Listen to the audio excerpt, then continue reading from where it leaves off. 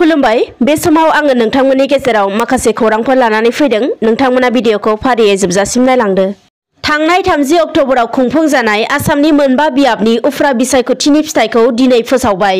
आसाम उफ्रा बिसायख'थिनि मोनबा बियाबनि भट साननाय हाबाफारिखौ दिनै फुंबिलिनि 8 रिंगानिफ्रायनो जागायदोंमोन। मख'नो गोनांदि आसामनि मोनबा बियाबाव खुंफुंजानाय बियाबफोरा फारियै 28 नं गसाइगाव, 41 नं भबानिपुर, 59 नं तामुलपुर, 101 नं मरियनी आरो 107 नं थावरा बियाबफोराव उफ्रा बिसायख'थिया खुंफुंजादोंमोन। खौरां मोननो हानाय बायदिब्ला मोनबा बियाबावबो बिजेपि इउपिपिएल मित्रजोट दोलोनि बिजाथिफोरानो उफ्रा बिसायख'थियाव देरहासार जानो हाबाय। मोनथिनो हानाय बायदिब्ला 29 नं गसाइगाव बियाबाव इउपिपिएलनि बिजाथि जिरन बसुमतारिया गासै 52,769 भट मोननानै देरहासार जानो हादों आरो 59 नं तामुलपुर बियाबनि इउपिपिएल दोलोनि बिजाथि जलेन दैमारी बिथाङाबो 75,101 भट मोननानै देरहासार जानो हादों। गुबुन फारसेथिं 41 नं भबानिपुर बियाबाव बिजेपिनि बिजाथि फणिन्द्र तालुकदारआ गासै 64,200 भट मोननानै देरहासार जानो हादों आरो 101 नं मरियनी बियाबावबो बिजेपि दोलोनि बिजाथि अदेबानि कंग्रेस नागारनानै बिजेपिआव हाबनाय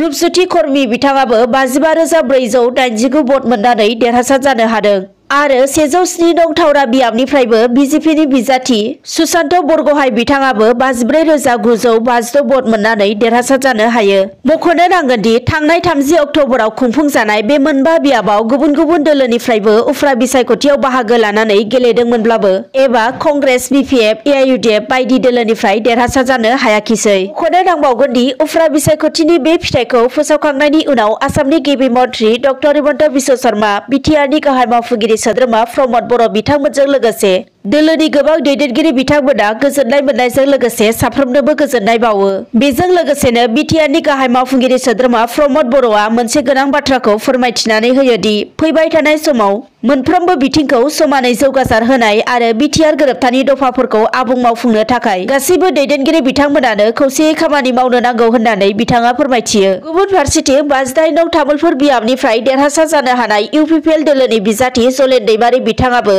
गावनि गोजोननाय मोननायखौ फोरमायथिनायजों लोगोसे तामुलपुर ओनसोलनि साफ्रोमबो रायजो राजाफोरखौ गोसो गोरबोनिफ्राय साबायखर बावहरो। बिनि गेजेरजोंनो बिथाङा खौरांगिरिनि सिगाङाव मोनसे गोनां खोथाखौबो बुङो दि आसाम बिधानसभानि उफ्रा बिसायख'थियाव देरहासार जानो हानानै गिबियावनो बिथाङा सोलोंथाइनि जेंनाफोरखौ सुस्रांनो थाखाय बांसिन गोसो होगोन होननानै बिथाङा फोरमायथियो। दिनैनि खौराङा बेखिनियानोमोन। गोजोन्थों।